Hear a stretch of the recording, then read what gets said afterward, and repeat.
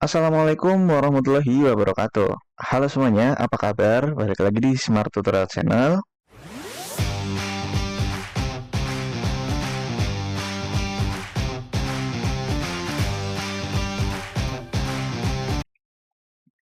Pada video kali ini, kita akan bahas cara untuk mempercepat Windows dengan mematikan beberapa services default yang dijalankan oleh Windows di belakang layar, sehingga itu bisa memakan uh, CPU ya, menggunakan kinerja CPU dan memori memori RAM yang sebenarnya tidak kita perlukan.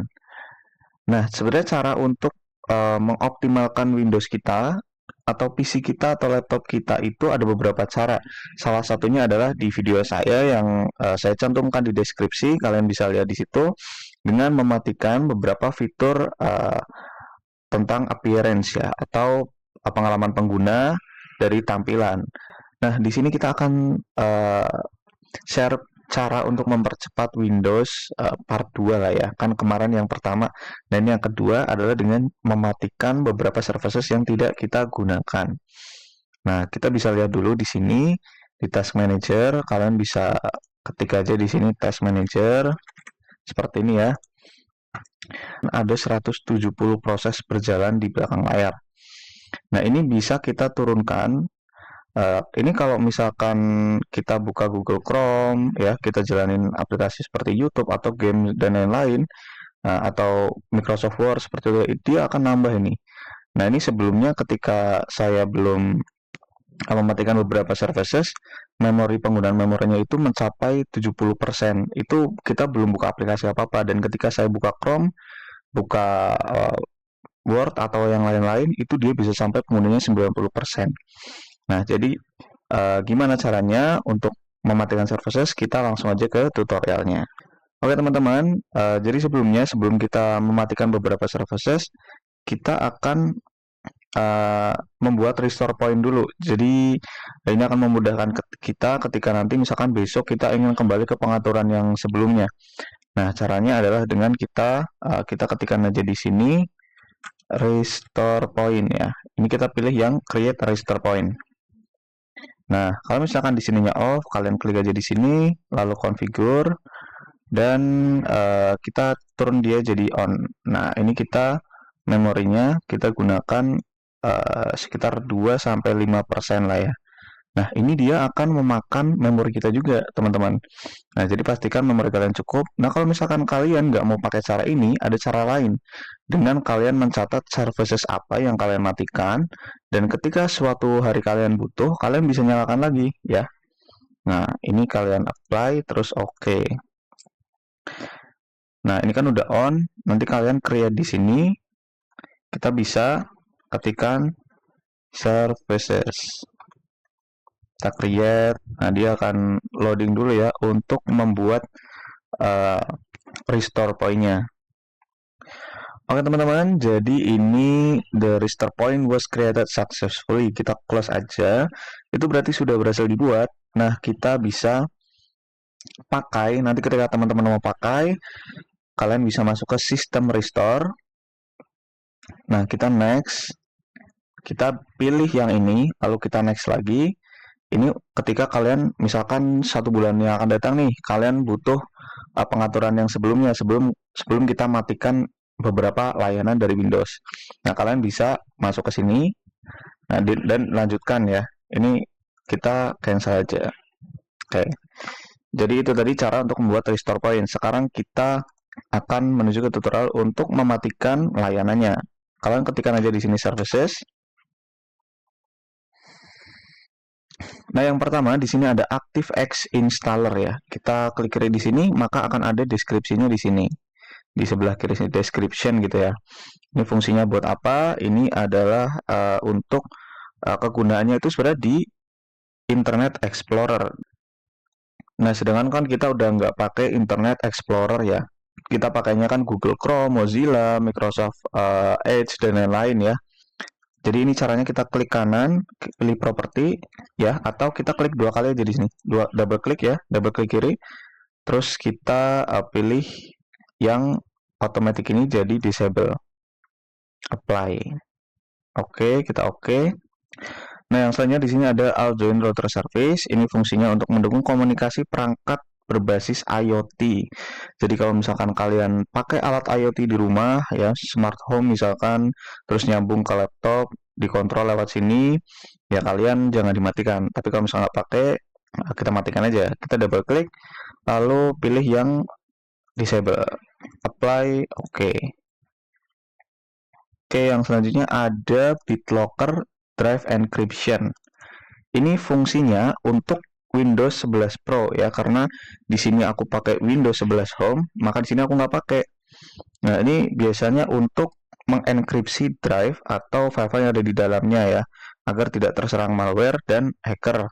Jadi kalian bisa matikan aja kalau kalian nggak pakai. Ini kita disable, apply, oke. Lalu yang selanjutnya ada Bluetooth Audio Gateway Services. Ini fungsinya untuk menyambungkan ke perangkat Bluetooth. Jadi kalau teman-teman pakai laptopnya untuk nyambung ke TWS atau keyboard wireless gitu ya, yang atau mouse wireless yang Bluetooth gitu. Jadi nggak usah dimatikan. Nah, di sini aku juga pakai uh, mouse TWS dan lain-lain, jadi aku nggak matikan ya. Tapi kalau misalkan teman-teman nggak pakai, semuanya pakai kabel gitu, kalian nggak pernah pakai Bluetooth, ini matikan aja nggak apa-apa. Caranya kayak yang tadi. Nah, yang selanjutnya ada Certificate Propagation. Ini fungsinya untuk memindahkan sertifikat dari smart card ke Windows atau biasanya sering dipakai dengan card reader. Jadi kalau kalian nggak pernah pakai itu ya, nggak pernah pakai card reader, nggak pernah pakai smart card, ini kita bisa matikan aja. Kita disable, terus kita apply, oke.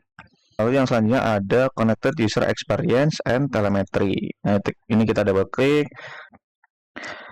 Nah, ini fungsinya untuk mengumpulkan data, untuk mengkolek data kita, data penggunaan komputer kita, dan diagnostik untuk meningkatkan layanan Microsoft. Ya, untuk update, data kita diambil. Nah, ini lumayan membebani memori ya, karena dia kan jalan terus. Jadi kita klik aja di sini disable. Ya, BTW sebelum kalian disable, kalau misalkan ini posisinya running, kalian stop dulu. Nah, setelah dia stop, kalian pilih disable, apply, terus pilih OK. Oke, selanjutnya ada Diagnostic Policy Service. Nah, ini fungsinya untuk mengelola fitur diagnostik bawaan Windows untuk mendeteksi dan memperbaiki masalah sistem. Jadi misalkan kalian ada problem nih, nanti biasa dia ada notif di tengah sini muncul ya. Nah, itu masalahnya apa, error kenapa gitu. Tapi biasanya kurang tepat ya, dan kita juga penyelesaiannya biasanya pakai Google, pakai YouTube dan lain-lain. Jadi ini kita bisa disable aja. Nah, kita pilih disable, oke, gitu ya. Nah, yang selanjutnya ada Distribute Linking Tracking Client. Nah, ini fungsinya untuk apa? Untuk menyimpan dan memperbarui tautan ke file yang digunakan dalam jaringan Windows ya. Ini antar jaringan. Jadi kalau misalkan kalian nggak pernah pakai atau komputer dipakai untuk sendiri aja, nggak pernah transfer jaringan antar PC, itu kita matikan aja. Ini kita jangan lupa di stop dulu ya. Stop.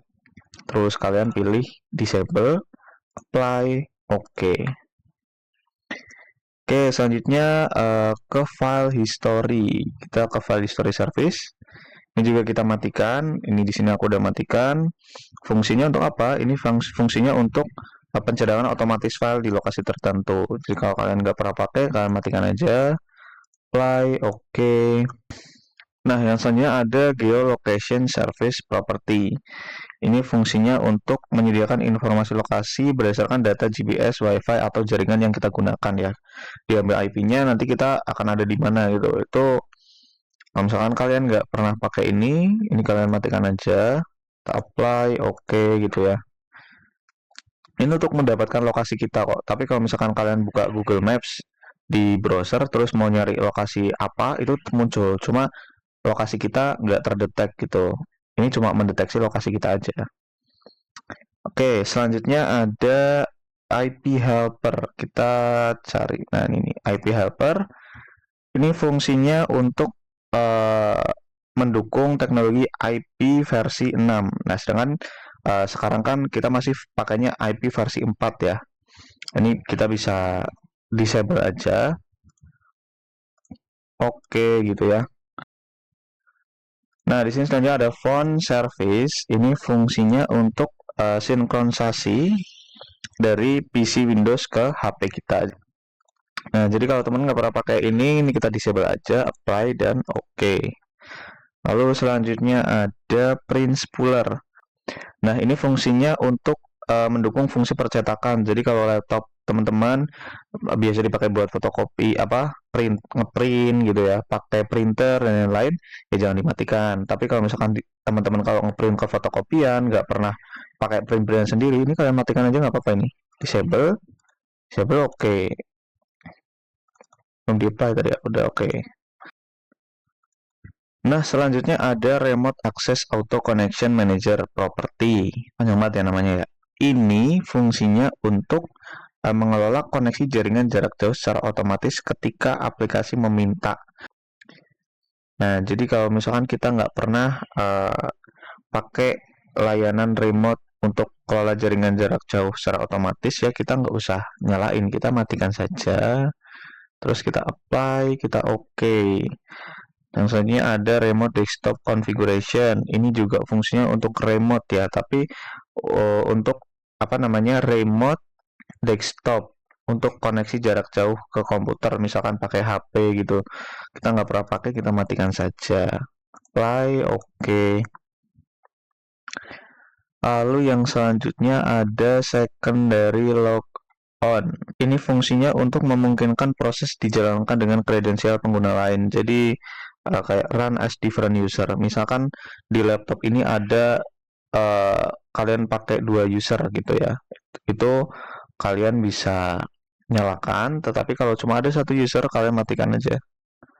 Bukan Google account ini ya, yang ada di Chrome itu bukan. Ini user dari laptopnya, dari Windows-nya. Itu kita play, oke. Nah, selanjutnya ada server services. Ini fungsinya untuk mendukung berbagai file, printer, dan sumber daya lainnya antar komputer dalam jaringan.